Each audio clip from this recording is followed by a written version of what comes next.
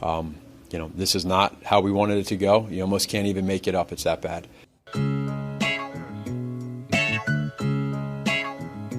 Welcome to Chicago, where the fire serve cold, with the Wolves and the Hawks never shiver in the snow. The Bulls keep it running, the Sox run the South, the Cubs run the North, but the Bears run the house. True Chicago sports fans got their ears to the street. Any team make a move and they never skip a beat. And in this house, this is where we be.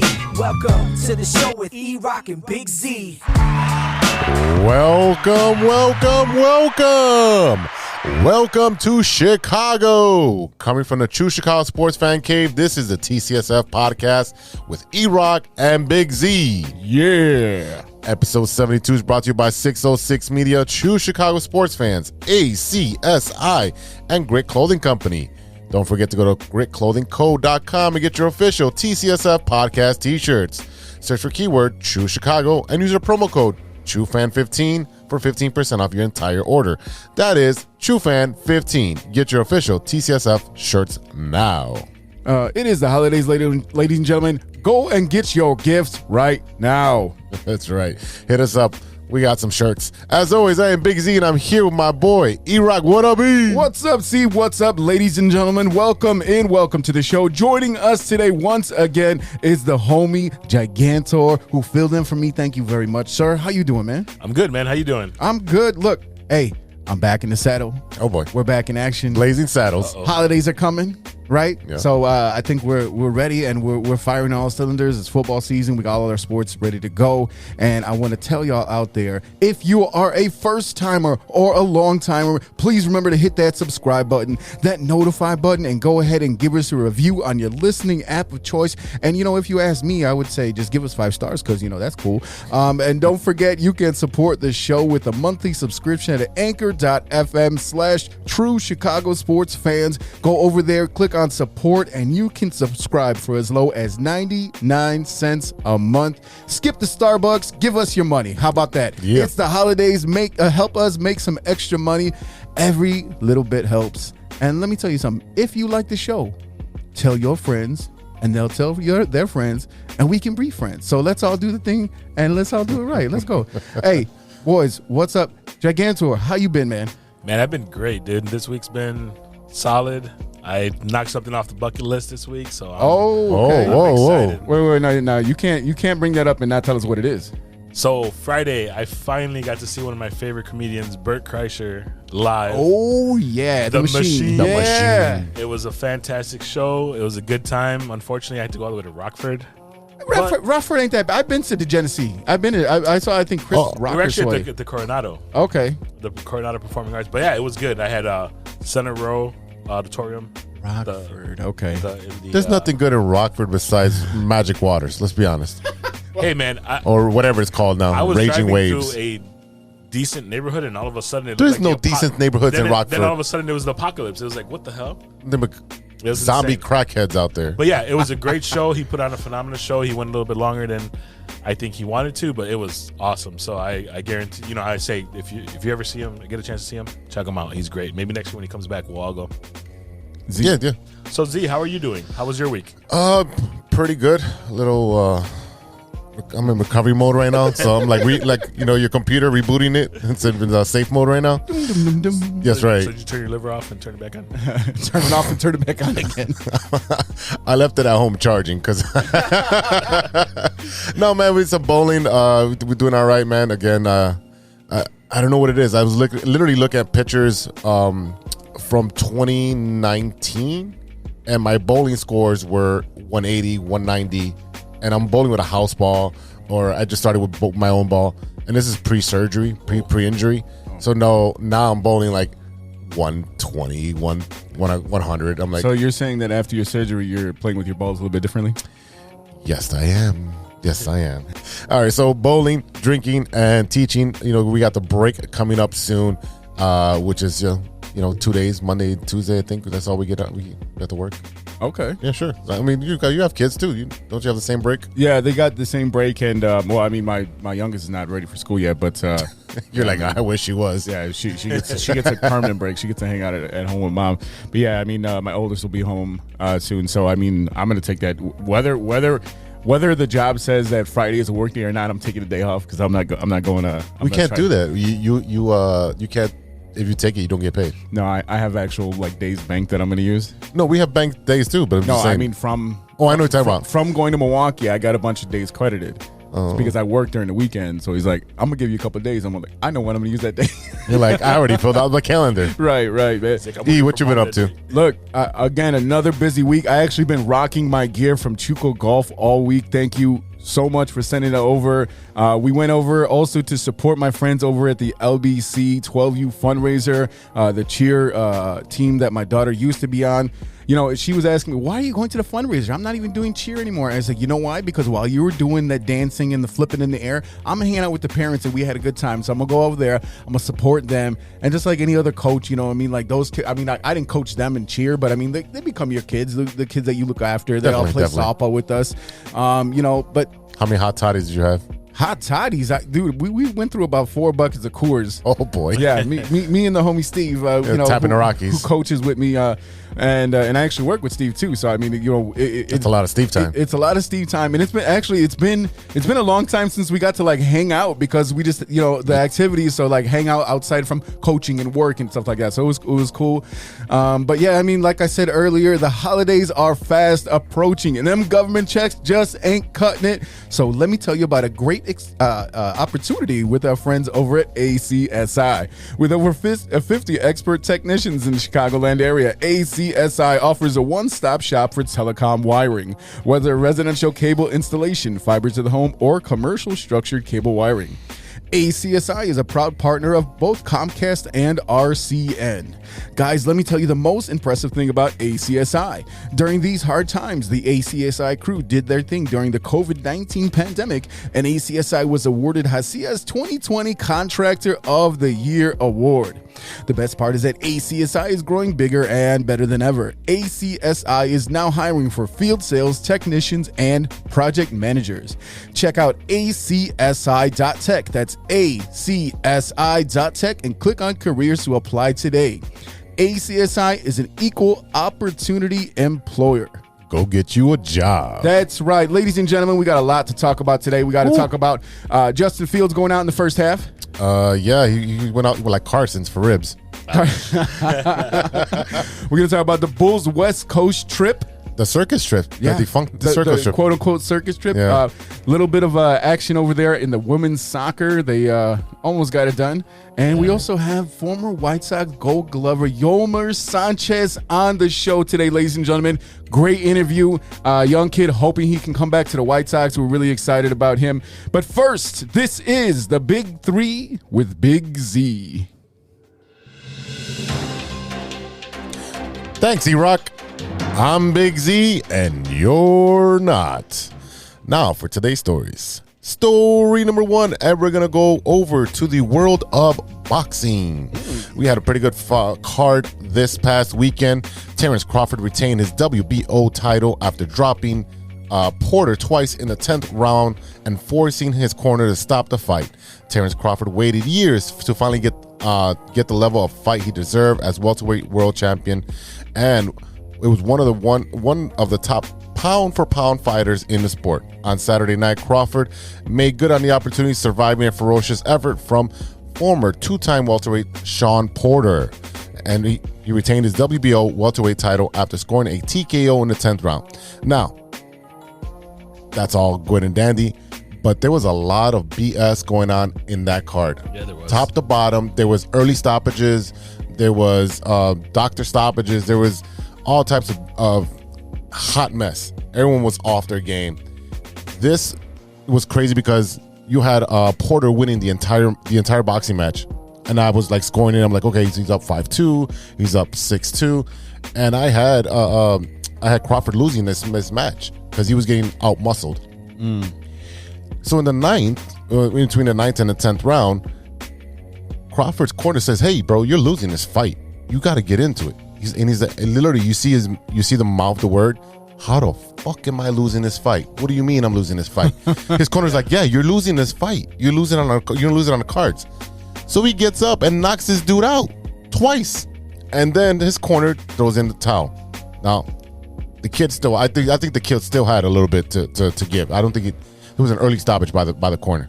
All right, so Sean Porter must have thought he got beat enough where he decided to retire after the fight. I don't know if you knew that, but apparently he came out and he decided to retire regardless of the outcome. He says, I was prepared to announce my retirement tonight, win, lose, or draw. Even if it was a draw, I was not going to do it again. I'm going to announce my retirement right now. That is nuts. And that's the thing, is that we've seen that before. We've seen that before with MMA fighters do the same thing, where they kind of have that thought in their head that they're going to retire, no matter what happens, no matter the outcome, and hopefully they come away with the belt so they can sit there and go out on top like we all want to do. But it's always kind of wild. I didn't get a chance to watch the fight. G, did you watch that fight? I saw the highlights on it because I was working, unfortunately. But man, I mean, he did take some pretty hard body shots, and that's basically what was his demise, is those body shots. The fact that he wasn't on board with what his father, which is one of his corner guys, was like, he called it, and he's like, why'd you call it? What did you see that I was doing wrong that you called it? And he told him, I trust what he did, and I'll accept his decision. But he wasn't happy with it. You can tell. No, his dad said he wasn't prepared for this since the entire beginning of the camp. Yeah, he said he didn't train properly. Right, he didn't train properly. Well, whose fault is that? You're the trainer. Exactly. Hey, he knew he was going to retire, so he's like, you know what? I'm going to go out on my own volition. I'm going to go, hey, if I win, lose, or draw, I'm going out anyway. So I guess, you think about that. If he knew about it, then yeah, it makes sense now. You know what I mean? If it's your last chance, are you really going to try that hard? He's a great, he's a decent fighter. Like, he's aggressive. His record's 34-4-1. I say if it's going to be your last fight, balls to the wall, just go out there and fight your best and do what you can. That's probably why he got mad that he stopped the fight. Let me go out on my own sword. Yeah, if he knocks him out, great. If he doesn't knock him out, it's like, wait, what happened here? And I think that's where he was upset about. So while we're talking about boxing, real quick, I got some news that came out this week that I'm super excited about. EA has announced they are going to revive the Fight Night series. I love that. Yep, they're saying they greenlit a Fight Night revival, but right now it's on pause. It's on pause because they're probably trying to figure out some of the licensing and stuff like that. But I'm excited because I used to beat the brakes off of people in Fight Night 3. The one that came out after that was awesome. I wasn't that good at that one. But that Fight Night 3, well, you have to do the cuts. You have to do your cut, man. Yes. Let me tell you, I remember before I really understood how that went, I used to kill my thumb. Oh yeah, you'd be all raw. I had blisters and shit. I was like, and then I figured it out later how to do it right. But yeah, I remember this is the only game I ever got all of the gamer score points on Xbox. It was the only game ever because I never finished games. But yeah, I'm geeked to play this again. He's like EA Sports. It's in the game. That's right. Story number 2: missing tennis star Peng Shuai, I think I said that right, reappeared in public Sunday at a youth tournament in Beijing, according to photos released by the organizer, as the ruling Communist Party tried to quell the fears abroad while suppressing information in China about Peng after she accused a senior leader of sexual assault. So pretty much this tennis star made an accusation and she disappeared for a while. Yeah. And that raised a lot of fucking flags. Well, the other thing too is that the government wasn't acknowledging the fact that she had disappeared. Of course not. Of course not, because they did it. People's Republic of China. I don't know, man. That's crazy, right? The post by the China Open on the Weibo social media service made no mention of Peng's disappearance or her accusation. So pretty much the information was being suppressed. The 3-time Olympian and former Wimbledon champion has shown standing beside a court, waving and signing oversized commemorative tennis balls for children. The ruling party appears to be trying to diffuse the alarm about Peng without acknowledging her disappearance after she on November 2nd accused Zhang Guoli, a member of the party ruling standing committee until 2018, of forcing her to have sex. Peng's disappearance and official silence in response to appeals for information have prompted calls for a boycott of the Winter Olympics in Beijing, which starts in February? Yep. All right, a prestigious event. This is going to be a prestigious event for the Communist Party to show out. The women professional tour threatened to pull events out of China unless the safety of the former number one doubles players was assured. Discussion of Peng's accusation has been deleted from websites in China. The government spokesman on Friday denied knowing about the outcry, of course. The ruling's party internet filters also block most people in China from seeing other social medias abroad and most of global news outlets. Yeah, so I mean, we kind of know what this is already. You know, China will sit there and basically censor everything that doesn't come out of China, and Very Nazi. very yes, absolutely. Very Nazi. Very, Yeah. very want any Nazi. Yes. negative press. This is a propaganda, and this is Yep. you know. So that and that's funny enough. Scary. It is. It's terrifying, but I mean, when we think about like how the way that the whole Me Too movement came about, this is, I mean, granted, it's not as suppressed in the United States, and we're and this is also, the Me Too movement was about actors and directors and entertainment industry people, but I mean, it just takes me back to thinking about that. Like, people are afraid of saying anything, and this is the exact reason why. Right. Not because you're gonna get kidnapped, but because your career can get destroyed, and all of a sudden you get buried under, oh, this, that, she's difficult to work with. Difficult meaning that she wouldn't have sex with you. So I mean, like, we've seen this type of thing before as far as the context, and it's fucking terrifying to know that this can actually happen to a human being. Yeah, you can ruin someone's life just because you have a little bit more power or more money. That's insane. Don't forget, in the Olympics, the gymnasts, they had that thing. That happened. The Russian coach was like molesting the girls, and they shut that down real quick. Larry Nassar. Yeah. Yep. Jesus. All right, story number 3. Cash scattered across the Southern California freeway sent drivers into a frenzy. Traffic came to a stop on California's Interstate 5 Friday morning after an armored car happened to spill cash across the freeway just north of San Diego. Which I believe is whale's vagina. It's pronounced San Diego. Santiago. Santiago. Several drivers and passengers jumped out of their vehicles to grab what they could, but police want it back. Good luck. Good luck. Fuck you. The armored car was traveling north along the I-5 Carlsbad at about 9:15 in the morning when one of the doors unexpectedly swung open and a bag of cash flew out. Cars parked on the shoulder and in the middle of the road, and motorists and passengers raced to collect as many bills as possible, mostly ones and 20s, littered the ground. What would you guys do in this? What do you mean? What do I do? In the words of The Simpsons, it would be like, yoink, and then I'm gone. Grab as much as I can. See, yes, 10 years ago, what was that? 10 years ago, I would be like, yeah, I'm all for it. I'm going to stop on the highway and I'm going to take as much cash as I can. I don't care if it's numbered, that you know what the numbers are, because I'm just going to spend it at the bodega. They don't care. He's going to be buying a lot of Girl Scout cookies. Yeah. Cookies in quotation. Exactly. See? Wow. Where'd you guys go with that? Yeah, I'm trying to get that money. That's all I'm trying to do. I mean, you know what I mean? Like, I'm waiting. There's too much technology. You're going to get caught. It's federal money, man. That's the whole thing right now. Okay. I mean, I got a printer. You know what I mean? But yeah, I mean, look, what are you supposed to do? I mean, you're going to tell me that your first instinct when you see a bunch of money laying around, you're going to grab that money? Yeah, of course you are. You know what I mean? They'll return it. Like, no, like you say, you're going to, hey, this ain't New York. In Chicago, we call it the Kona Stove. So I don't know about this bodega shit you're talking about, but this is the Kona Stove. The Kona Stove? They will take it. I promise you. I promise you. Bodega. Yeah.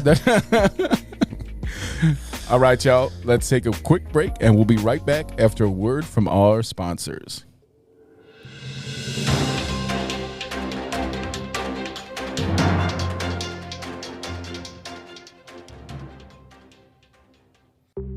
Hey, true Chicago sports fans, show off your Chicago pride with some fresh clothes from Grit Clothing Company.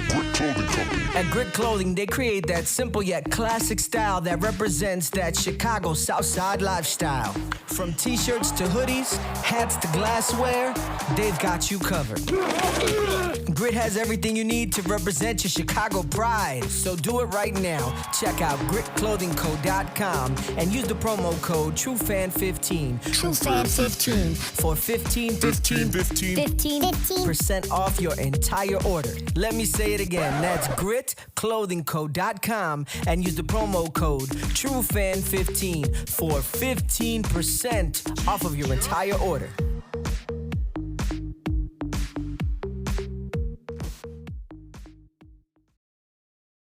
Welcome back to the TCSF podcast with E-Rock and Big Z. Yeah. This is The Loop, our Chicago sports roundup where we keep you in the loop. This is Chicago. Doors open on the left at Chicago. Welcome to Chicago. Welcome to Chicago. Welcome to Chicago. This is Chicago. Doors open on the left at Chicago. Welcome to Chicago. All right, E, what's up with the Golden Domers, the Notre Dame Fighting Irish? Yo, Notre Dame beat the shit out of Georgia Tech. Let me tell you, after Notre Dame scored its most first half points since 2017, there was no looking back. Notre Dame Fighting Irish beat the shit out of Georgia Tech, shutting out the Yellow Jackets 55-0. Double nickel. Nothing. Not zero. Not nothing. Head coach Brian Kelly came out and spoke after the game. Well, that was a great day. Obviously, you don't get many of these opportunities as a head coach where you have a senior day and you have a resounding victory and it's not snowing in November in South Bend. Yeah, starter Jack Cohn finished the game 15 of 20 for 285 yards passing, 2 touchdowns, and running backs Kyron Williams and Logan Diggs logged in a combined 63 rushing yards and 4 touchdowns. The defense was also a force to be reckoned with, scoring 2 touchdowns, with its second coming from Notre Dame's senior captain Myron Tagovailoa Amosa. Oh, wow. The Irish are now 1 spot outside the playoff, sitting at number 5. They keep climbing. They keep climbing. Man, I've been telling you, the way that the fact that they lost so early in the year and the fact that they lost to such a good team in Cincinnati only boost them up, because Cincinnati's still going out there every week and just beating the brakes off of everyone. Just keep moving up and moving up and moving up. I will say, the disappointing thing about this game to me is the fact that Georgia Tech's starting quarterback name is Jordan Yates. Oh, This son of a bitch. How you look? Hey, look, bro, go home. You're done. Go home. That's it. Change his name. No Change his more. name. Tyler Buckner came in late in the game. He got through for 6 attempts. He only completed 3 of them for 17 yards. But look, this is one of them games, statement games. I mean, like I said before, we know that Notre Dame is good enough to beat the crap out of some of these bad teams. Right. There should be no roadblocks. There should be no mistakes. At this point in the season, go out there, finish out the season strong, and see if you can sneak your way into that playoff.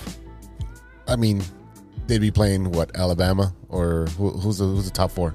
I think you got Cincinnati. Let me look real quick. All right, so right now we're looking at number 1, Georgia at 11-0 with an 11-game win streak, obviously, because they haven't lost. Ohio State is sitting at number 2. They just beat the crap. I mean, embarrassingly beat the crap out of Michigan State. Number 3 is Alabama, and number 4 is Cincinnati, and they're only number 4 because of that strength of schedule. Right behind them is number 5, Notre Dame. Again, I'm looking at both Ohio State and Alabama, a 10-1 team. So I told you early on. You did. I told you about these 1-loss teams making it up there, because for the longest time, Cincinnati was sitting at number 2. But when you look at Ohio State that beat a pretty highly ranked Michigan State team. Right. Yeah. Now, the big test for Ohio State is that they play Michigan this upcoming week, and Michigan is also another top 10 team. This, if you don't like college football, these are the games that you watch. You know what I mean? This is like, if you're like, I'm a casual NFL fan, you watch the Bears and Packers. You watch, you know what I mean? Like these rivalry games, and this is one of them games. You watch Duke and North Carolina, even if you don't like college basketball. Right. Those are the games that you watch, because those are the games that you remember 10 years, 20 years, 30 years down the road. Right. So, like I said, Notre Dame is on a 6-game winning streak. They are 6-1 at home. That only loss coming to Cincinnati, and they could possibly sneak into the playoff. I mean, the fact that they lost early, like you're talking about, and overcame that loss, like pretty much, they went on the roll. That's huge, because now if one of these teams loses, if Georgia loses, Ohio State or Alabama or Cincinnati loses now, they drop out of the top 4. Yeah, so I mean, Notre Dame only has 1 game left next week against Stanford. So I mean, like I said, this is one of them seasons. And people, a lot of Notre Dame fans don't even like Brian Kelly. No, Really? It's crazy. It is crazy. I mean, he's got a better record than Lou Holtz. Yeah. You know what I mean? Because and he surpassed that this year. He's been there for a long time. So And this is supposed to be the rebuilding year, as that's what he ain't said. no rebuilding years. Ain't no such thing as rebuilding in college football. You either got the recruits or you don't. That's what I'm saying. He said this is supposed to be like one of the years where you don't have all that talent. And they're winning. And they're winning. That's And good. they're- That's and good they're- and coaching. They're winning by a lot. I That's mean, good that's coaching. embarrassing. Yeah, you he's know what I making mean? the best of a good situation. Yeah. Yeah. All right. G. What's going on with Chicago's Big Ten team? The Northwestern Wildcats. Those guys. Oh, God. Wildcats are doing Wildcat things. Northwestern falls to Purdue 32-14 in the first college football game at Wrigley Field since 2010. Damn. Yes. That's 11 years. Yay, math. I did it. Northwestern and Purdue fans stood and sang "Take Me Out to the Ballgame" at the end of the third quarter Saturday at Wrigley Field for the first time since 2010, a college football team that has returned to the historic ballpark, home of the Chicago Cubs. So, footballs were landing in the bleachers after field goals. There were running catches in right field, plenty of scoring updates on the vintage center field scoreboard. Boilermakers topped the Wildcats 32-14 in front of 31,500 at the friendly confines. Okay. Now, apparently they started off well, but they couldn't get it done in the second half. They most of the players were excited to be playing in a historic ballpark. It was the first time they've done this in forever. They've been showing pictures of the field for like the last week or so. Okay. I mean, it looked fantastic. It looked beautiful. So one of the quotes was, "The environment was amazing." This is from Northwestern running back Evan Hall. He said, "The history of Wrigley Field, just to be a part of this, just a great experience overall. Win or loss, this was a great experience for everybody." Now, the Northwestern Wildcats fell 32-14 to the Purdue Boilermakers on Saturday, extending their losing streak to a season-high 5 games, guys. Yep. 5 games in a row. That's cinco for people that understand Spanish. Go Cats. Go Cats. 5 games in a row. That's, I mean, they're looking like the Blackhawks out there. Ooh. You know, it's rough, but I mean, what can we do? I think when someone said "Go Cats," they're like, "Go where?" And they just Go home. because they didn't show up. They definitely They went to didn't go show play up. with a ball of yarn, and they're like, meow. That's what they're doing right now. So, Z, what's up with the Fighting Illini? Not much better on this front either, bro. Fuck. The Illinois not fighting Illini. Shit, man. The Illini offense sputters in the second half of a 33-23 loss at number 17 Iowa. I told you that last week. I told you guys, number 17 Iowa was going to fucking whoop on them. Illinois competed with number 17 Iowa for 55 minutes without a head coach. Oh, shit. Wait. Oh, that's right. Yes. Because Brett Bielema was Right. not there. He wasn't there. That He guy finished got at COVID. yeah, he was positive. So, but the Illini offense scored just 3 points during the first 29 minutes of the second half. And Brandon Peters threw a pick-six interception for the penultimate minute. Whoa. Yeah, look at that. Look at that. Boys are reading. Big words, baby. Big words, yeah. Of a 33-23 loss. Now- No. What does it mean? What does penultimate mean? The one right before the last one. There you go. Yay! I've been reading the dictionary. Word of the day calendar, people? E, what's going on at the Madhouse on Madison with the Chicago Blackhawks? Oh my goodness! Hey, the Blackhawks had won 4 straight, but ran into a buzzsaw in the Edmonton Oilers. Yes. The Oilers struck gold. No, the Oilers struck first midway through the opening period. The rebound of Evan Bouchard's point came out to McDavid, who netted his 12th goal of the season before Chicago goaltender Kevin Lankinen could get across. The goal extended McDavid's point streak to 17 games. Ouch. Edmonton's dangerous power play crashed in on a 5-on-3 just more than a minute later as Barry unleashed a shot from the high slot. The Oilers made it 3-0 with a shorthanded goal with under 5 minutes to play as Seth Jones' errant drop pass was picked off by Yamamoto, who beat Lankinen high to the glove side. You know what I just found out that I didn't know? It's Seth Jones and his brother, the two Jones boys. Yeah. Their dad is Popeye Jones that played in the NBA. No. Yep. Yes. Yep. Because he was on the bench coaching for the Nuggets, and they're like, "Oh, look, it's Popeye Jones and his 2 boys play for the Hawks." And I said, I had no idea. I thought they were just like these.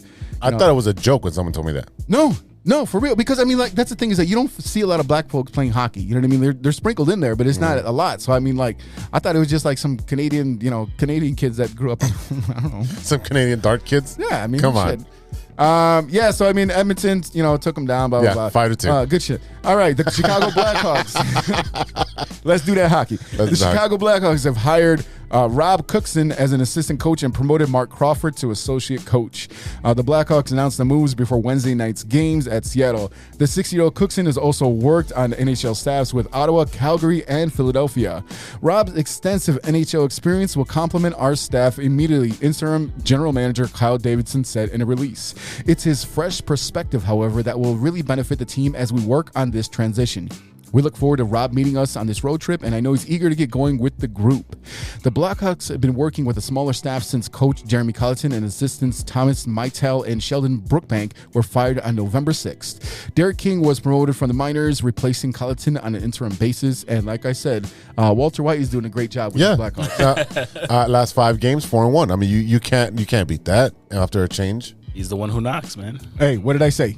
Heart, hustle, muscle. Thank you, Stacey King. But that's what's going on right now. You know what I mean? That's right. Hey, Z, Bulls game's coming on. What you want? What you want? Round ball sounder. Oh, shit. Thank you. Dude, we never had it before, so I'm very excited. Oh, isn't it? Well, because we never had that sounder, so that's what I'm saying. Anyway. And I'm leaving this all in there. Oh, you can do whatever you want, bro. You know why? Ready to do this? Yes, I am. All right, 2, 3, 4. Basketball, gimme the ball because I'm gonna dunk it. Basketball, gimme the ball because I'm gonna dunk it. Basketball, gimme. That's right, Z. What's up with these new look Chicago Bulls in that West Coast trip, bro? Hey, man, I haven't been excited about the Bulls since the Derrick Rose era, man. I'm just be honest with you. For sure. Yeah. And I used to work there, so that's. I mean, I was like, yeah, I can work here, and y'all gonna pay me, and I get to watch the Bulls play. Sold. I live 8 blocks away. I'll be here. Yeah, the Bulls are actually playing New York right now as we're recording, and this is the revenge game for that last time we lost by like a couple points. Or one That was or our two. first loss. By one, right? That was He our first loss. They Yeah. couldn't make that last shot. All right, so the Bulls they just wrapped up the Western Conference road trip, aka the Circus Trip that's defunct now. Second-year head coach Billy Donovan and the Chicago Bulls continue to prove that this team is ready to be a top contender for the postseason. In the postseason of the conference. Duh. Duh. Who wrote this? you forgot to keep going. Yeah, I forgot to keep going. I didn't see the period. Whoa. Trouble. Red for stop. Oh, no. Wow. That's a lesson for you boys. Wow. Red to stop. Hold up. I don't have a sounder for that. Hey, see red, right? Yeah. Donovan and the Bulls topped the Denver Nuggets team on the road. The Ball Arena. There you go, Mike Logic. You got your own arena now. Oh, my God. November 19th. That was without the reigning MVP and superstar big man Nikolai Jokic. The Joker. But not everything was perfect from the Bulls during a 5-game road trip. The Bulls came away with a record of 3-2 on the road trip. This including losses to the Portland Trail Blazers, which I thought was just a big letdown because they had the 20-point lead. And the Golden State Warriors, which was expected to lose because that boy hot. Curry's on fire. Yeah. The loss of the Blazers especially proves how important it will be for the Bulls to have some consistent depth and turn off to turn off the bench. To turn to. Oh, there we go. Not reading well again. Back to normal. And everything's back. Oh, my goodness! Didn't see that coming! Humpdiddly-dee! You know what's funny is that he didn't see that coming. I saw you stumbling and bumbling and rumbling through this whole segment. So I saw that coming a mile away. Hey, man, words are hard. I look like Vucevic in the paint right now. The Bulls are great with the Balzac. Oh, that's the worst. That is the fucking worst. Why do you? D Balzac? That's terrible. You're just mad you didn't come up with No, it. that's terrible. How's it terrible? It's fucking terrible. That's ball sack. The ball sack. Right, that's what I said. It's hilarious. Didn't I have, who was No, I was talking about the dude from Portland, the Zubas. So I was like, yeah, man, I had a pair of those pants back in the 90s. Anyways, when the big three are firing on all cylinders and Caruso's flying around, stealing the ball, that's when they're playing their best, and that's when they get those 20-point leads. But let's not get overzealous here. We're short a big man. Fucci man needs to get back in basketball shape. Once he arrived, he just got cleared today, according to the coach. He's going to take like 2 weeks to get back into basketball shape. There's no way, you know. Yeah. So maybe let's start looking outside for some help. Maybe AK and Mark can go give Marc Gasol a little phone call. Marc Hey. Gasol. Yeah. Why back- not? He's 36. He's back in Spain, bro. He's relaxed. He's playing. He's playing for the national team. He's got his feet up. He's chilling, bro. He's back in España. España. España. Why not? What are you opposed to this? I'm not opposed to it, but I'm just saying, like, He doesn't have to play a lot of minutes. Give him No. 10, 12 minutes. so you want to bring the other Gasol brother over here? Yeah, and that'll be 2 Gasols. Gasol brother. I don't know, man. I just think we need somebody who's going to get rebounds. That's I think all. that He can do that. Yeah. He can do that. You know what's funny is, though, we talk about the ball sack over here. I mean, you talking about Vucci Mane, he was like the number 2 last year when they traded for him with Orlando. And like, you look at night and day difference between last year's team and this year's team. And it all started with AK, Mark Eversley, bringing in Billy Donovan. You know what I mean? I'm surprised that there has been no type of trying to bring Joakim Noah into the fold, as long as, like, you know, as far as like being a part of the organization, being some type of ambassador or like coaching or something like that. I'm a little surprised by that, but I think he's living the good life right now. Yeah, that's still one-on-one team. He's probably just chilling, getting some edibles in, you know.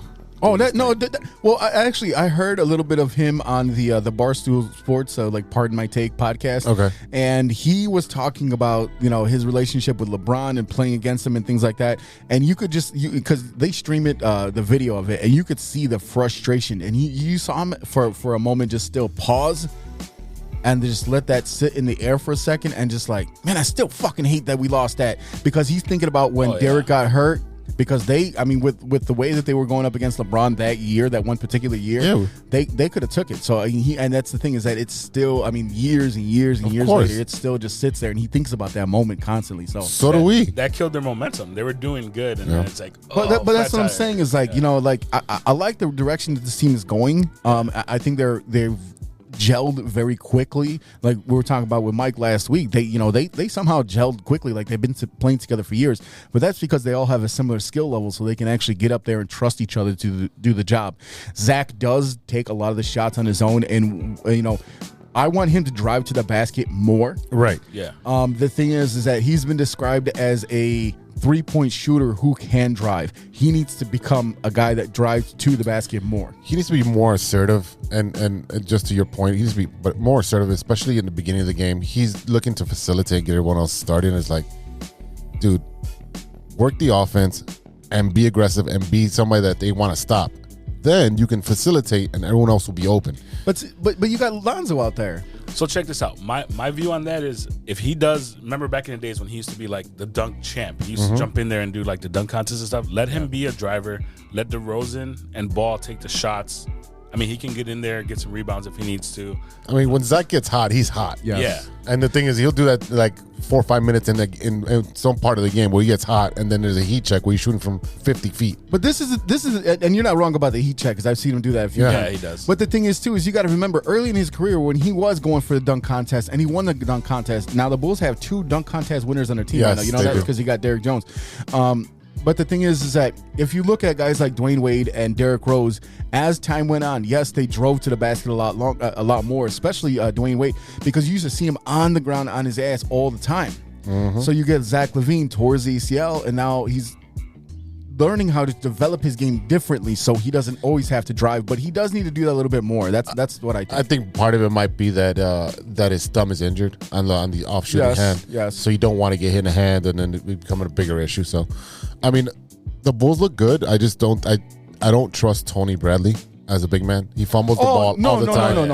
No. He's not a starter by any means. He's always going to be a bench guy. He's just a big guy. And big guys stay in the NBA for a long time. And the thing is that the only game that was really out of hand at all was that Golden State game, Right. where Steph Curry took that shot and looked at the crowd and like did the finger guns or whatever. It was looking away before the ball even went through. I love Steph Curry. I hate that it happened against the Bulls. Yes. And that's the thing, is that you get guys like that, especially with the whole thing when they won the 73 games or however many games. That was a big thing. So Oh, he's, yeah. he's got his own like little personal rivalry with the organization of the Chicago Bulls.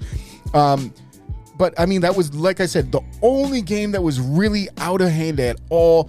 And I mean, like, they should have beat the Blazers. I mean, that was Yep. inexcusable. They were up by way too much to lose They that let go game. of the rope. They let go of the rope. But Yes. look, you went through there and you beat the Lakers. You beat the Clippers. You beat the Nuggets, who didn't have Joker Or Jamal. or Jamal Murray because Jamal Murray's still out. And they don't have Michael Porter Jr. out there because Right. he's got a back injury that he's had since, he's 3 years old. Right. And they almost beat the Blazers. They should have beat the Blazers. They So I should mean, have won. really, who did you lose to in that road trip? Was the Themselves. well, I mean, no, I mean like the Warriors. They lost. The Warriors beat them.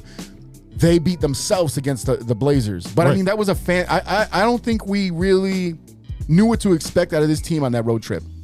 No, I think when you were Yeah, hosting, we talked about it. I'm like, Golden State, that's a loss. We both agreed on Golden State. You said Portland. I said we could have won that game, and unfortunately, we lost it. Yeah. But again, we lost to ourselves. Yeah. Beat ourselves, yeah. Anyways, the Bulls are going to be very interesting this coming season. Watch out for C-Red. Let's see what they do for the trade deadline. I mean, I think that is going to be interesting. They're going to add a small piece. It's not a big piece. Watch. My big fear is an injury. Yeah. Because I'm looking at the way that Zach plays and DeMar plays and Alonzo Ball plays. Yeah. I mean, like, this is the most exciting Bulls team we've seen in a long time, and I'm just worried about like them getting Look hurt at that. somewhere. Yeah. So yeah. Whoa. When it comes to injuries, I think they'll drop from a 3 or 4 seed down to an 8 seed if they have a significant injury. Well, you got to remember, you just got Kobe White back too. Yeah. And I'm not a big fan right now. Well, but what I'm saying is that he's a bench player, and don't forget they didn't have to play against LeBron either. And you know what's funny is that when Mike was here, what did I say? You got to attack the big guys and get them out the game. Yeah. And what they do? Attack the big There guy you and get go. out of the Thank game. you. So it's like someone's listening. Well, that was key when they were playing against Anthony Davis. They were giving him a lot of Yep. contact and stuff. And what did he do? He hates contact. Yeah. Hey, guys. Yeah, exactly. Marshmallow Man. Stop. Oh. Not my gumdrop button. Oh boy. All right, G, what's up with the Chicago Red Stars? Man, the Red Stars. What can I say? It hurt. Say what's on the paper there. It hurt. So the NWSL's youngest team is now its champion. The Washington Spirit captured their first NWSL championship on Saturday with a 2-1 win in an extra time over the Chicago Red Stars, finishing a turbulent season on the highest of notes. Washington had the upper hand for much of the match, but Chicago was the first team on the board with the goal from Rachel Hill, which was a beautiful goal, in the 5th minute of stoppage time in the first half. The Spirit responded with an absolutely dominant second half, outshooting the Red Stars 15-1. There was a beautiful pass by Rodman, who set up that Rodman's daughter. yeah, Dennis Rodman's daughter, who set up that go ahead. But yeah, it was the overtime. In the overtime when they played the extra time that they got that extra goal in, that just kind of, it was rough, and we lost. They one of took our over players. ball control. Yes. They took over ball control, and they looked like the more experienced and the more energetic team. And that's what really hurt them. And that's how you get a 15-1 differential in shots. Well, if you notice, they were being dominant, and they were passing the ball properly, and they were doing everything by the book. There's nothing we could have done at that. Washington has been a better team, the best team in the league the entire year. You got Chicago, who got hot at the end and got in. Just like this guy. Yeah. Yeah. Just like this guy. And again, I literally we were was down I was three good I players. literally had my button on the text and I was like, when they were up 1-0, I'm like, all right, Eddie. I was gonna say Eddie gets a graphic ready, but I didn't want to spoil it, and I'm like, no, don't do that. So I erased it. I'm like, jinx oh wait, it. right, I Don't don't want to jinx jinx it. it. And they ended up losing anyways. But congratulations to Chicago Red Stars for a outstanding season. Yeah, it's just, what it does is it sets it up for the next couple seasons. We're going to have a great team once we get our big 3 back, because we had 3 key players that were out, including our goalie. So, I mean, next year... They're more there's exciting than always the next year. Chicago Fire. And the Chicago Fire's been in existence for 20 years. True. Yeah, that's what they. I think that whole league is young. It's only like a 10-year-old league or whatever it is. Yeah. Oh, yeah, they're all young. Yeah. All right, fans, we'll be right back with some Bears football after a word from our sponsor. Let's do that soccer. This is Chicago. Doors open on the left at Chicago.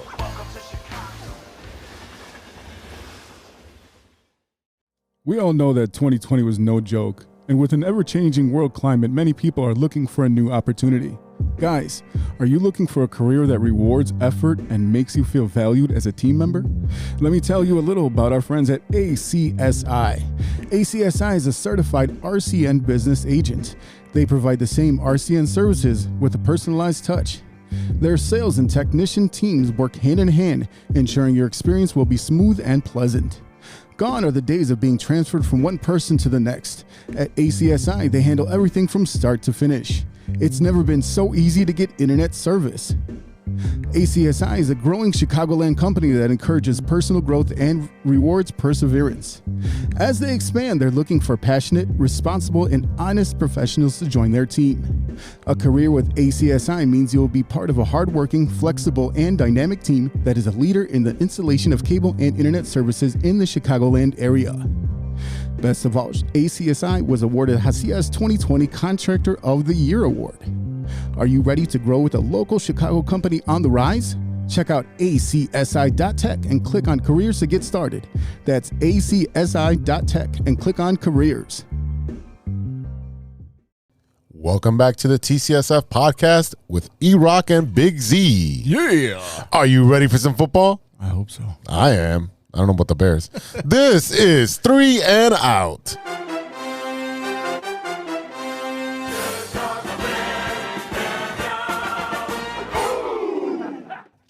So, E, what's going on with your beloved Bears? Yeah. Take a swig. Take a swig. I think everybody needs a drink after that one. I need several. All right. Despite a second half push led by backup quarterback Andy Dalton, the Bears still lost to the Baltimore Ravens 13-16. Shortly before game time, it was announced that Ravens quarterback Lamar Jackson had been ruled out due to a non-COVID illness. We all thought he was going to play because it's just an illness, but I guess there was no flu game for him. This seemed to be a prime opportunity for the Bears to take advantage of a team ravaged with injuries. Like I said before, they're probably on their seventh string running back at this point. They just released Le'Veon Bell, you know what I mean? So they've been moving back and forth with that running back stuff. But unfortunately, Justin Fields looked like a rookie, making several mistakes, including his league-leading ninth fumble on the year. Matt Nagy spoke shortly after the game. Compliment the Ravens for playing hard and finishing that game with the win. For us, obviously, it's unfortunate to lose the game the way we did, back-to-back weeks like that. The guys are battling, but in the end, we're not finishing. You know? Yeah, near the end of the first half, Justin Fields left the game with a rib injury, and Andy Dalton stepped in and quickly led the Bears down the field for their first score of the game with a long drive capped by a Darnell Mooney touchdown. Andy spoke about the adversity he's faced after coming to the Bears. Yeah, I've been through a lot. There's a lot that's gone on, from starting the year to the injury to not playing, and you know, it's one of those things that lean on my faith. And I knew that God had me here in Chicago for a reason. Whoa. God brought you here? I mean, the only time you want to hear about God is when you're watching Blues Brothers. I have a feeling that Andy's God might not like him that much. Just the, you know, if that's the case. Jesus. Exactly. I thought that had no soul. Yeah, fucking gingers. Andy Dalton also spoke about having to prep for a short week and the possibility of him starting on Thanksgiving versus the Lions. I prepare the same way I've prepared this whole year. And so, you know, if I'm starting, I'll be ready to go. I mean, everybody gets a Thursday game. Everybody's got to have the quick turnaround. I think that's the big message for this team is you can't let this game affect Thursday. And so we got to move forward. We got to get ready to go and enjoy the game on Thanksgiving. So, yeah, I mean, this was literally the second consecutive game where the Bears came back to take the lead late in the game, only to lose in the final moments due to just absolute shit defense. I mean, how do you let – this is the exact same thing that happened versus the Steelers. You finally get up in that game. Yep. You finally get up in that game. Right. And your defense is like, nah, I'm cool. No, Let him march. Let him march. You go. No, you can go. If this is the equivalent of like two people at an intersection arguing about who should go first. No, you can go ahead. No, go ahead. You go. Fuck out of here. I mean, come on. Look. One of the things that's going on with them is a lot of injuries right now. This week they announced that Khalil Mack is out for the season due to a foot injury that will require surgery. He joins Danny Trevathan on the IR, who's done for the year as well. Jeez. He was actually on the IR earlier. They brought him back, and because this is a second stint, he is no longer allowed to come back. They were also missing Hakeem Hicks, Eddie Jackson, and also A-Rob. Allen Robinson was out. So now with the Justin Fields injury, this team is basically the Walking Dead. I mean, come on.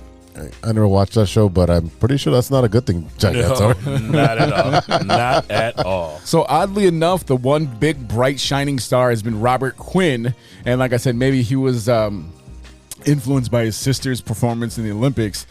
He has been contributing where no one else really has. He had another 3.5 sacks today, and now he has 10 sacks on the year. Yeah, him and Roquan Swift have been the bright spot in this Bears team all year, showing up consistently. Running game, too. Yeah. Running game, yeah. Well, when it's used, we only have, 14 carries this game.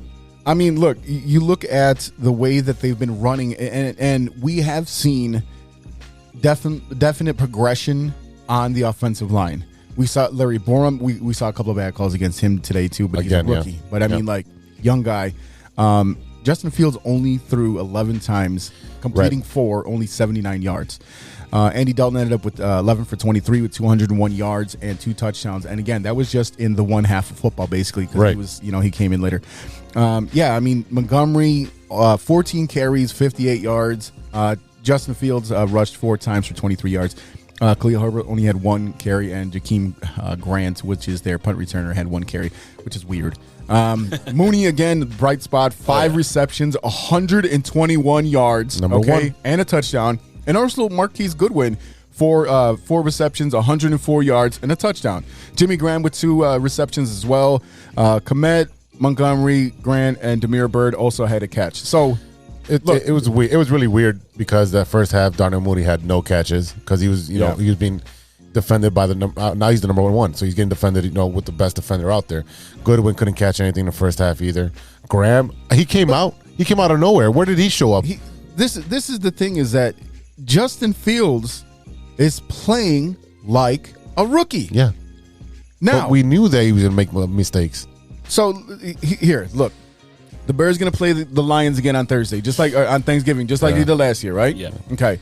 I'm going to propose a question to you, and I want your fresh, clean perspective, no bias one way or the other, okay? Now, despite the rib injury, I think right now we're seeing the reason why so many fans were clamoring for Fields to sit and learn on the bench, right? Yep. After today's absolute shit show of the first half and seeing how Dalton looked when he did come in, would you still start Fields if he's healthy, or do you go with Dalton on Thursday? Everything we've been saying for the past couple weeks since he came on the field is that you got to put the kid in there, let him get his lumps in, and let him learn. So we got to stick with that agenda there. If you remember, I said from the beginning, I think Dalton should start, and they should have brought Fields in later. I think Dalton should start this one.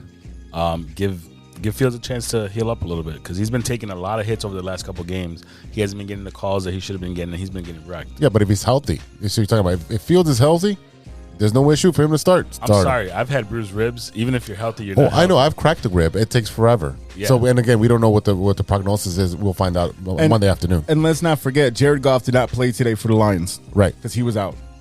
And they have not won a game. They didn't win again? I don't think they won today. It's the Lions. Stay with this Lions. But here, are we at the point in the season where we don't care if they win or not? Yeah, definitely. Because here's the thing. They win this game like they should have. They should have won the last game too. Right. They're still in the playoff hunt. They were. You got a 4-day turnaround. Andy Dalton knows what it's like to go ahead and win or play a 4-game turnaround. And he's healthy. He's familiar with the Ravens, so he was out. He even played He played them last year with the Cowboys, so he had their number. They should have won this fucking game. They should have won the Steelers game, except for all those stupid penalties. The penalties. That was bullshit too. There was a couple of bad calls in today's game too. There was a PI call, which wasn't really a PI call. Yeah. That was it was maybe a holding call where someone got a jersey tugging, and we're like, what the fuck? The refs have been bad this year. They've been really bad. The board. They've been really bad. The thing is that nothing happens. They just get that report and nothing happens. The problem is the Bears can't overcome that. You should never let the refs decide the outcome of the game, and the Bears are not a good enough team to overcome that. So, funny stat, the first quarter, there was no penalties called whatsoever because people were like, oh, my God, we can't call any penalties after that horrible game last year because they got scrutinized for that. But then when they started making the calls, they were horrible. I mean, atrocious calls. Yeah, I mean... So you started them, E? If I want them to win, I'm starting Andy Dalton. I'm sorry. If you want them to win. How? But if the season's lost already, why not give the kid the experience? Because what are you doing? All you're doing is getting up. You're putting him out there to get his ass beat again. Yeah, you're gonna get him hurt every even more. fucking week. He's getting his ass beat. I agree. He has 9 fumbles in the season. Well, let's say he has a cracked rib, right now. Let's just say he does. Hopefully he doesn't. But if you shut him out down, there, if he has a cracked, if he has a cracked, if he has a cracked rib or a bruised rib, shut him down. Just shut him down for the rest of the year because there's no purpose of having a long-term injury. Exactly. Now, if he's healthy, let him get his lumps in. Here's the thing. If your GM and your head coach were competent, well, that's another story. That's a different show. I don't have enough time on that. I think we don't even have enough tape to record the show that long. Yeah, that's how. No, you're old. But we've said here and we've thought about the fact that Ryan Pace and Matt Nagy might be already safe for next year, and the caveat being that yes, he was a rookie. Look at the flashes he showed. Blah blah blah. Whatever. If they go out there and they put Justin Fields out there, healthy or not, and he loses to the fucking Lions, the winless Lions. I don't even know if they won to them. I'm still calling them winless. No, they lost 13-10 to Cleveland. Cleveland? Yeah, Cleveland. But you know what I mean? Like, you don't come back from that. You don't come back from that. That's the most embarrassing thing that you could possibly do on Thanksgiving with the whole country watching. You're going to make people throw up their fucking stuffing, man. I mean, I'm going to throw it up anyways because I don't eat that shit. But get the fuck out of here. I don't You don't eat stuffing? I don't like stuffing. I fucking don't like stuffing. That's okay. It's delicious. Yes, you can stuff something up. Never mind. Stovetop. You motherfucker. You grimy motherfucker. That's right. I don't trust you for shit. That's all right. That's all right. That's the most American impossible thing you could eat is stuffing. I should have saved that one for stirring the pot. Yeah, well. Yeah, too late now. I know, but I already know I can't trust you for the rest of the show. That's okay. That's all right. That's gonna go. I'm good at stuffing, not eating the stuffing. All right. Another show we don't have enough time for. Woo. All right, so predictions. I hope they win. I hope they win 13-10.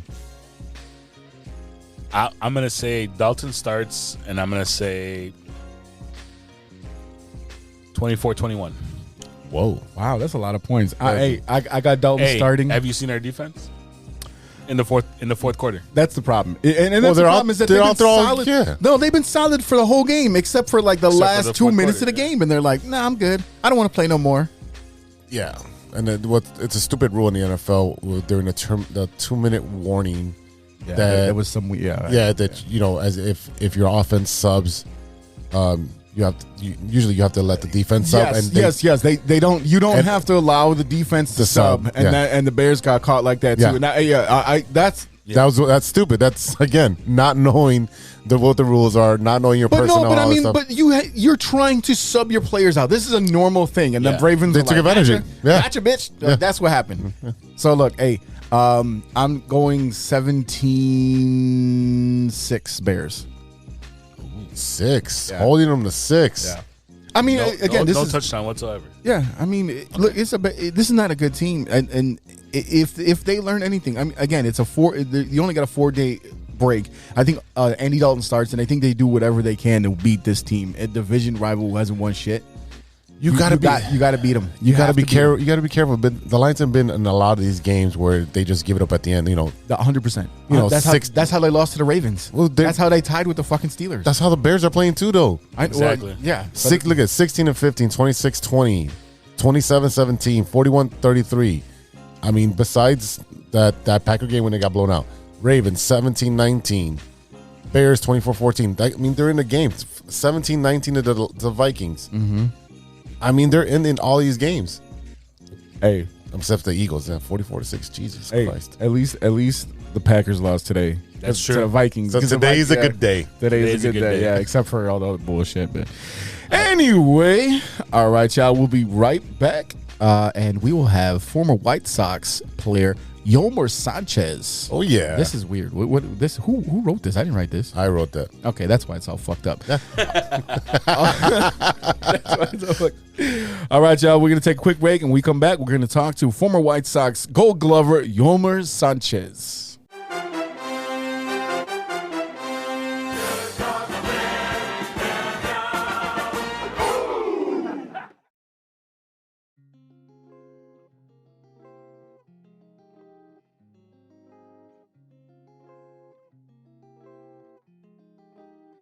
Ladies and gentlemen, today's guest is the 2019 Gold Glove winner at second base for the American League, formerly of the Chicago White Sox and Baltimore Orioles. Please welcome in Yolmer Sanchez. That's right.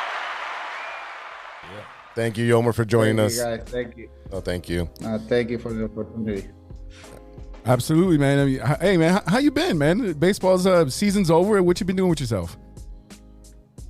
Just enjoy time with the family, and try to work out and get in shape for the next season.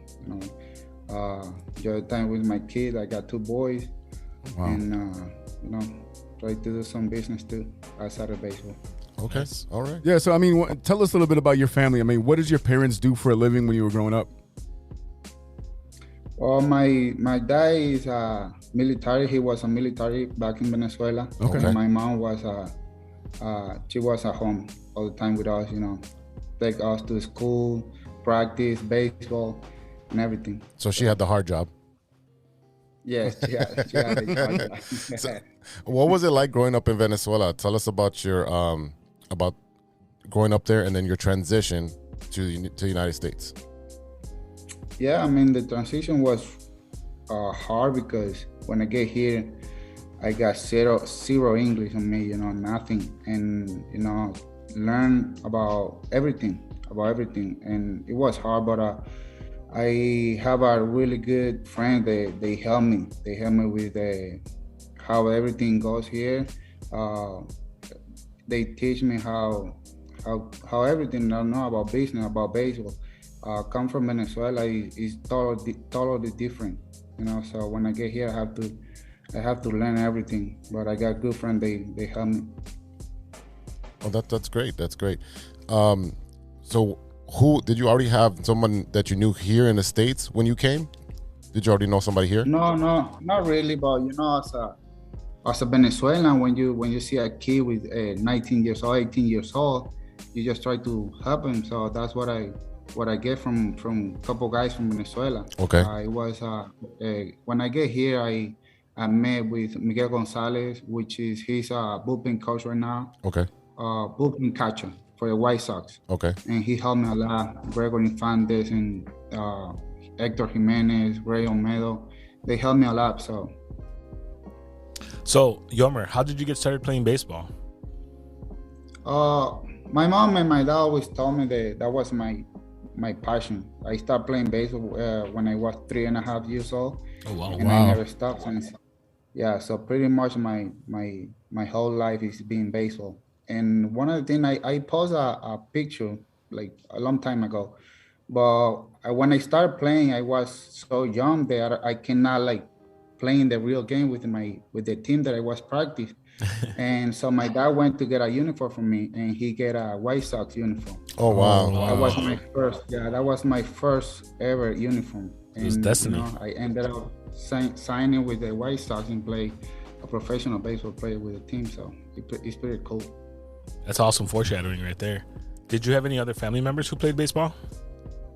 No, my brother, he played Little League, and I got a couple cousins that they play, but professional. No, I'm the first one in the family. Okay. Wow.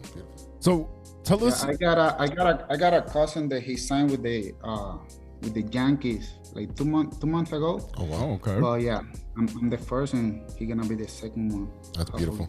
Awesome. Hey, tell us about playing in the Dominican summer leagues, and tell us how that compares to like the major leagues, the MLB minor leagues. I mean, playing in Dominican is, I that was the first time I get out of my house, out of my home without my parents, and it was hard. I was 16, almost 17 when I signed. Okay. And you just have to fly without your parents, and you just try to adapt and learn about life, learn how to protect yourself, do the right thing. But when you play in Dominican, you don't have to rent apartment, house, because they have a complex over there. They give you everything. They got bed, food, so you just go over there and play baseball. But you spend, I think, like 3 months over there, so you have to learn a lot of things. But like I say, since I get in professional baseball with the White Sox, I have a really good coaches, staff, teammates. They help me to get better in every aspect. So it was easier when you find people like that. Definitely. So we know your very first uniform was a White Sox uniform. Okay, so I feel like this might be a little bit of foreshadowing, like our boy said here. But what is your favorite city to play in?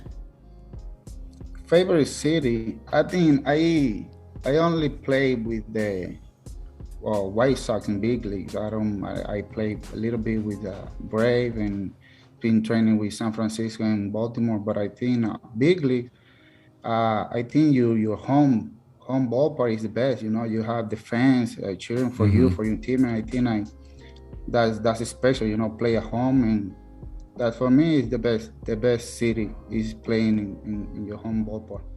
Okay.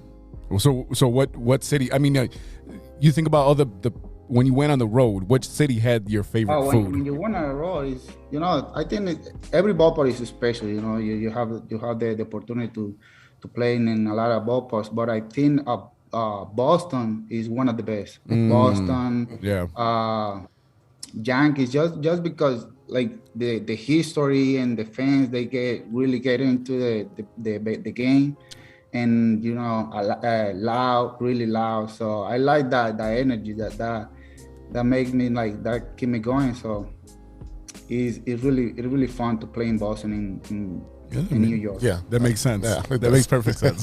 Yeah, historic ballparks. Yeah.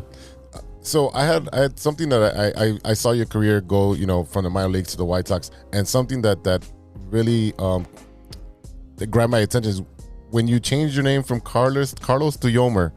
I was like, all right, Carlos Sanchez is playing second base, and then the next year it's Yolmer Sanchez. I was like, wait, did we get a new guy? What's the story about changing your name? So when I get here, I think Carlos, it was easier to pronounce than Yolmer. So everybody called me Carlos in like day one when I get here in the United States.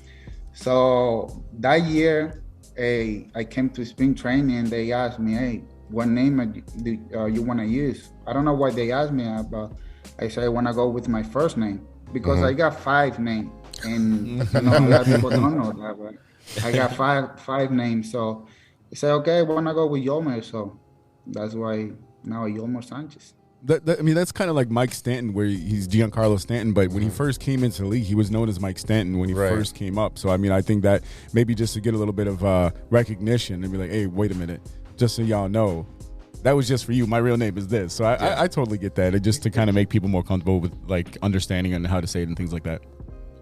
Yeah, that's great. But so for you guys, so my full name is Yolmer Carlos Javier Sanchez Yanes. Oh, okay. Keeps Yo no going. sabía del Yanes. I didn't know about the Yanes. Yeah, because in Venezuela it's kind of, Venezuela is kind of normal to have like 2 first names and 2 last names. So your dad last name, your mom last name. Right. But what is not normal is to have 3 first names, 2 last names. So on that note, I that's- have an interesting question for you too. What's the story behind the dumping of the cooler on yourself? Oh, I don't know. That just happened. I never planned it. I never like, oh, if this happen, I'm gonna do this. No, I remember Trey Dawson, which is a great guy. Hit the homer, and I grabbed the cooler, just think about throwing it on him. And when I get into the line, it just happened. Just throw it on me. Just happened, and a lot of people know me just not because I play baseball, it's because of the Gatorade. Yeah, I was watching a clip from, I think it was 2018. It was a rain delay, and you were on the field swimming, and then it was raining really hard, and then you grabbed a cooler full of water and dumped it on yourself, and the people that were in the stadium waiting, they cheered all crazy, and you're just having a good time.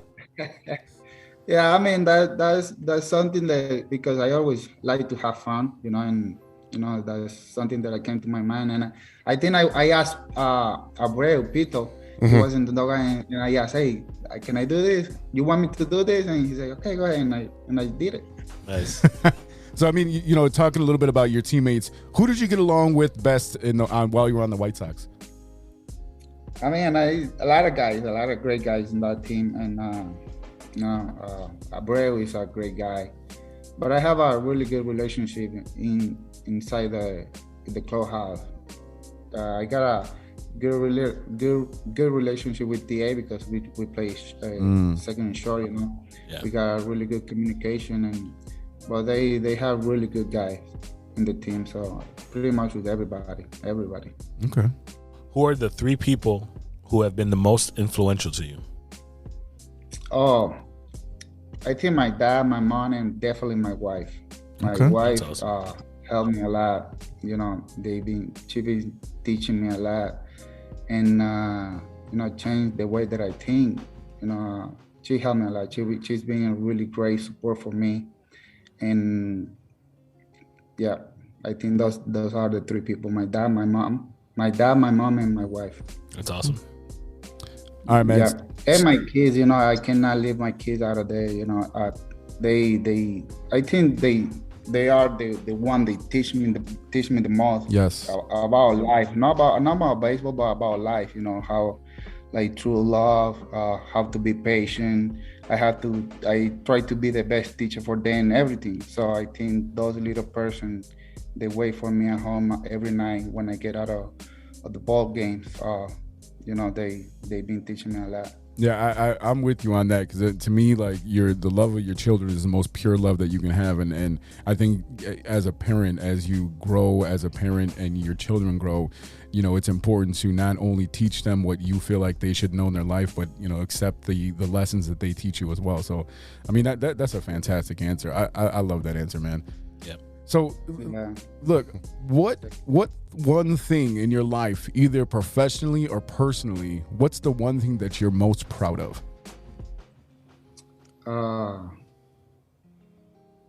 That's a good question. But like I said, I think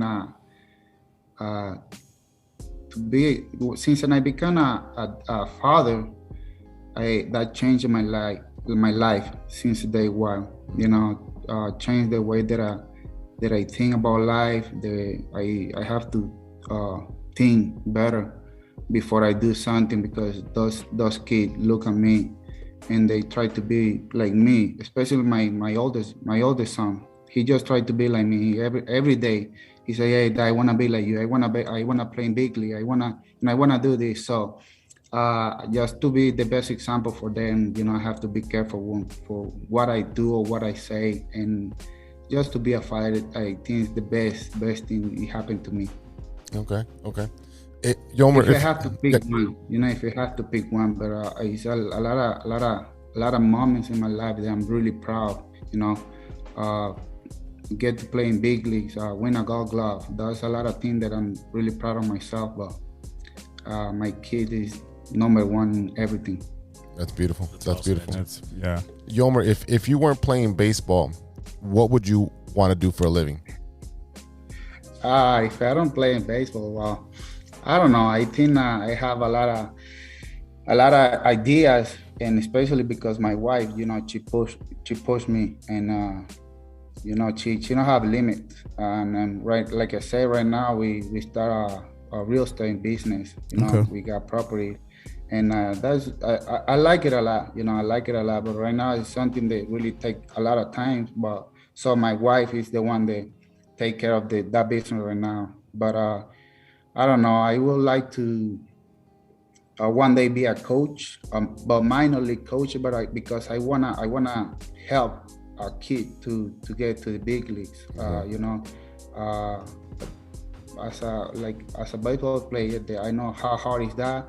So I just wanna teach them and help them to get to that goal. So I think minor league coach will be really something that I want to do in the future. Yeah, I think all three of us has coached to like younger kids, and honestly, like, it's definitely rewarding when it's just the same way you talk about your own kids. I mean, just to watch them develop and grow, and they do.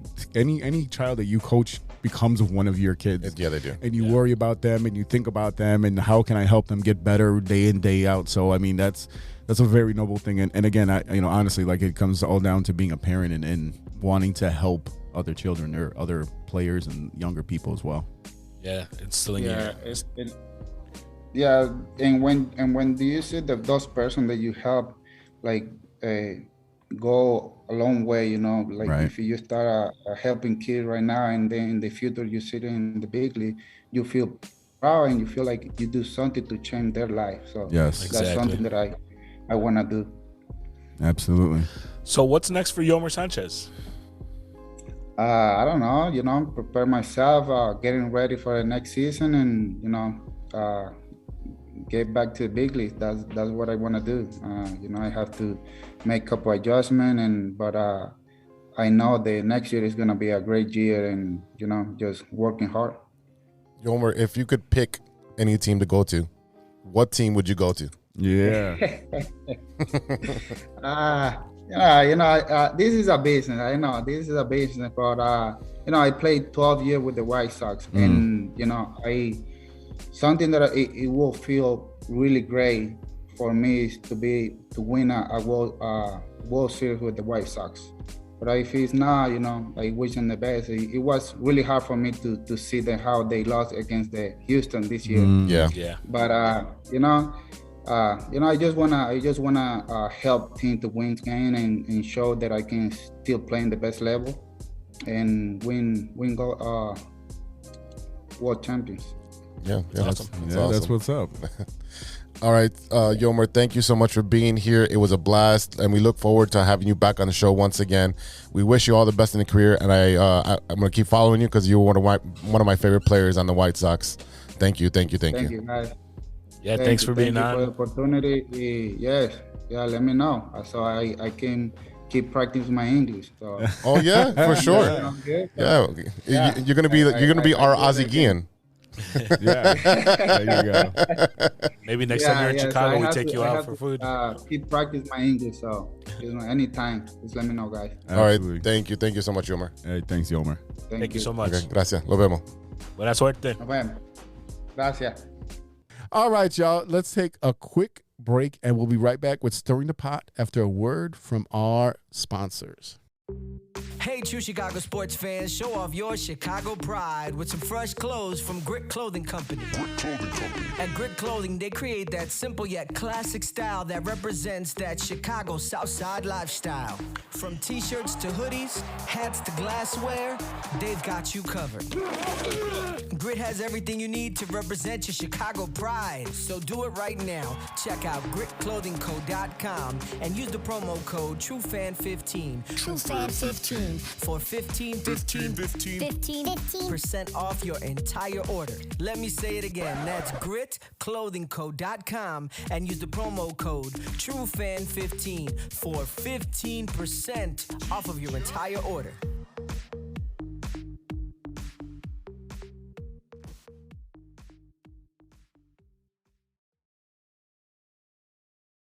Welcome back to the True Chicago Sports Fan Podcast with E-Rock and Big Z. Yeah.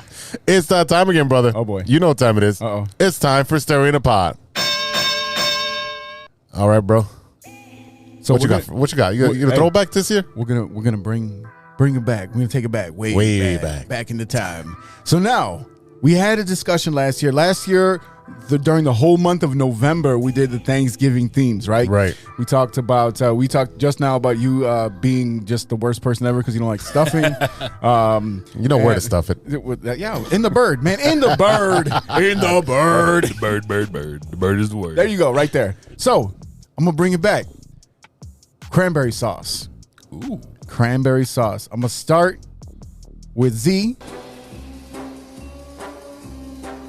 Man, Look, your I stuff. gave you a whole year. Your stuffing and your cranberry, you can shove it where the sun don't fucking shine. That's where you can put it. Ain't nobody need a shit. Look,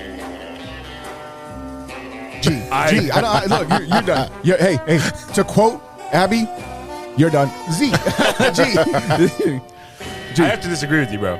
That's okay. I love stuffing. Homemade stuffing, stovetop stuffing, they're both good. Cranberry sauce, though, there's only one acceptable cranberry sauce, and it comes in a can.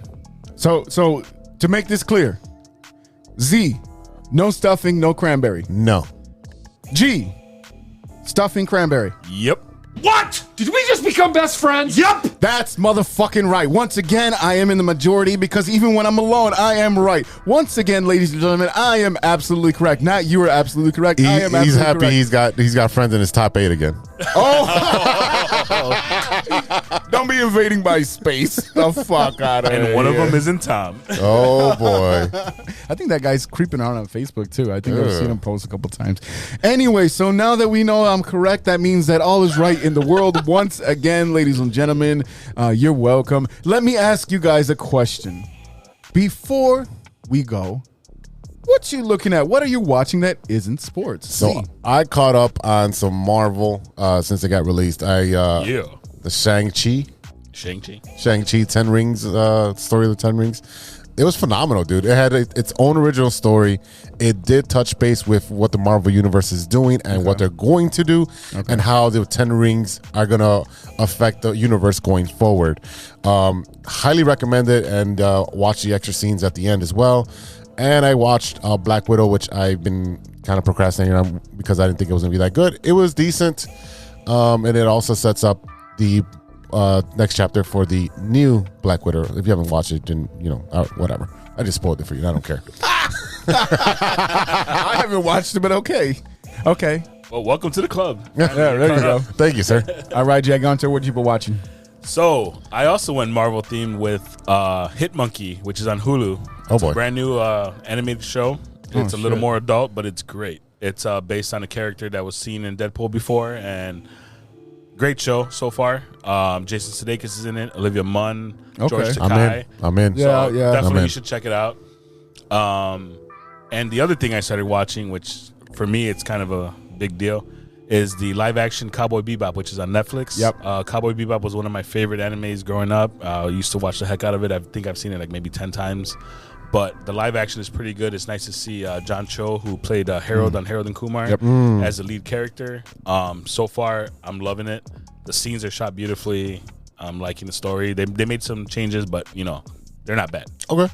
So definitely check that out. You know what's funny is that you mentioned Harold and Kumar, and I don't think we mentioned it on the show before, but Cal Penn, not too long ago, he actually came out and he revealed that he's been dating his husband or soon to be husband for like 11 years. Yeah. You know what I mean? So after all that very misogynistic stuff that he had going on with the the no pants party versus the topless party, it's a bottomless party, all that stuff. So I mean, like, hey, be you, baby. Yeah. Hey, listen, I watched a great movie that a lot of people, I've seen sprinklings of people watch, but not a ton. What the hell is that shit playing quick draw games when my ass is getting shot at? Hey, you got your lucky coin, don't you? Grow up, Jim. This is real grown man shit. We can die. But we not gonna die. Stop lightning with the blam blams. Admit it. I absolutely love that. It's From the Harder They Fall on Netflix. It has a ton of stars in this movie. Idris Elba, Regina King is in this, Jonathan Majors, Lakeith Stanfield. I mean, there is so many people in this movie. It is fantastic. The story itself is not historically accurate, but according to the beginning of the movie, at least, all of these people actually existed. So basically, think about like the Wild West, but for black folks. And I mean, I don't think we think about that. Yeah, there was black folks in the Wild West. Apparently, and I honestly, I mean this in all sincerity, I don't think we think about black cowboys. They don't. You don't. You know what I mean? Because our history is whitewashed. Oh, 100%. So I mean, look. See what they did? Whitewashed. Yeah. Smart. Hey, Delroy Lindo was in this. He was awesome. Damon Williams Jr. was in this. Deion Cole was in. Look, this was super entertaining. It reminded me certain aspects of like Django Unchained. Okay. A lot of like just blood, like just guts. I mean, like it was Tarantino like. Spaghetti Western all the way, right up my alley. I had a blast watch. I'm gonna go watch it again. One other thing that I've actually been doing, and I wasn't real big on it when it first came out, was but Halo. I've been playing Halo on Xbox, man. They came out with the Halo. You have a lot of time, sir. The Halo Infinite. I mean, right? I wish I had. Well, where'd you get all this time from? What, for a 2-hour movie? Are you serious? No, the Halo for video games. Yeah, I play like, I usually play zombie games, but I played maybe an hour of Halo because I got the Game Pass. So it's like what, $40 every 3 months, and they just keep uploading new games and stuff like that. Very fancy. I still have a PlayStation 3. Well, that's on you. I mean, look, like I said, I'm not a hardcore gamer like that where I'm like, I'm not one of these kids. I'm like, oh my God, I've been waiting for this game to come out for so long. No, I was like, but hey, I was like, oh shit, Halo's on here. Yeah. And they're introducing cloud. Where you don't have to actually download the game. So I was like, you know what? Let me fuck with this. And I was like, I don't even like PvP games, but I'm having way too much fun with this shit. So I probably played for about an hour. But I mean, I think it's cool they brought back one of the original games. You know, it's just fun. It's one of those things you can jump in, play for a little while, and jump out. I'm not playing these long story games and shit like that. So gotcha. You know what I mean? That's a big difference. But yeah, man. Hey. It's Thanksgiving, fellas. Mm-hmm. Happy Thanksgiving to you and your family and everyone you're associated with. And look, I hope everyone that listens and all of our friends and families and our sponsors and our friends and our guests, I hope you all have a beautiful Thanksgiving with your families, and try not to break anyone's neck trying to get that $3 TV on Black Friday. Wait for Cyber Monday, and it's not what you think. Cyber is a whole different meaning these days. Now it is. Big time. All right, y'all, that is it for today. Thank you so much for listening. A huge thank you to today's guest, former Gold Glover Yolmer Sanchez. It was great to have him on, and we look forward to having him on again. A big thank you to our sponsors, 606 Media, True Chicago Sports Fans, ACSI, and Grit Clothing Company. Don't forget to go to gritclothingco.com and get your official TCSF podcast t-shirts. They'll be ready in time for Christmas. Mm-hmm. Search for keyword True Chicago and use our promo code TrueFan15 to check out for 15% off of your entire order. That is TrueFan15. Go and get your shirts right now. Right now. Don't forget to visit our friends over at acsi.tech and go get you some money. Check out the career section and start an exciting new career in the communications industry. Go to acsi.tech, that's acsi.tech, and click on careers to apply today. Shout out to our friends at the Some of This and Some of That podcast. New episodes are available on all major platforms. And don't forget to check out the Shine Native Radio podcast, also available on all major platforms. Mike Logic, Ideal, and Throw MC talk about sports, movies, and all types of ill shit. Go and check them out right now. And don't forget, Mike Logic's new album, as I was saying, is coming out this week. He's going to have a billboard. He's going to have his release party. So make sure you go over to mikelogic.bandcamp.com. Go check out that brand new album. And also, happy birthday, you fucking turkey. His birthday is on Thanksgiving. How that happened, I don't know. But that couldn't be any more perfect. So happy birthday to our homie, Mike Logic. I think he'll be back soon. He'll be back hopefully next week. Soon. Yeah, hopefully. Talking some more shit. Yeah. Shout out to Ronesh and shout out to Panic for the beats we played on today's show. And Mike Logic. And Mike Logic. Yeah. Those are not his beats. Oh, they're not his beats. He doesn't make beats. He's a rapper. He's a rapper. So those are beats that were given to him from his album. Oh. Oh, see how that works? See how that works? Yeah. Okay. That's why I stay in my lane. Yeah, exactly. This is my part. Yeah. That's why it's all in blue. Never. All right. Carry on. Shout out to Ronesh, Panic, and also Serious Beats for the beats we play on today's show. Check out paniconthebeat.com for all your Moment merch and gear. And don't forget to check out PRODbysirius.com. That's PRODbysirius.com. Check out all the Serious Beats music. Don't forget to check us out on social media. You can find us at True Chi Fans on Twitter, at True CHI Fans on Twitter and on TikTok. Find us on Facebook, Instagram, YouTube, Spotify, and reach out to us on our DMs. Hit us up. Tell us about your Stirring the Pot ideas, your movie recommendations, all that good shit, and tell us what you think about the show. You can also reach us at TrueChicagoSportsFans@gmail.com. All right, y'all. Before we get out of here, we want to pay tribute to Art LaFleur, the actor who was best known for playing Babe Ruth in The Sandlot. He died after a 10-year battle with atypical Parkinson's, according to his wife, Shelley. He was 78 years old. Remember, kid, there's heroes and there's legends. Heroes get remembered, but legends never die. Follow your heart, kid, and you never go wrong. Rest in peace, sir. Rest in peace. Rest in peace. All right, y'all. For Gigantor and Big Z, this is E-Rock. We'll see you next week for episode 73. Until then, be good to each other. For the love of sports. For the love of sports. Happy Thanksgiving, bro. Happy Thanksgiving, guys. Happy Turkey Day. Turkey. A few moments later. I got a muscle for you. Well, it's a good thing we just recorded that. Whoops. Yeah, that's going in the bank. Oh, my goodness! Didn't see that coming! Oh, man. Hot mic, baby. Hot mic. All right. You have a lot of incest. That's real. Shut your mouth. Lover boy. Nature versus nurture, Lodge. Nature always wins. I think he's on steroids. Hasta luego, amigos. Show's over, show's over, show's over.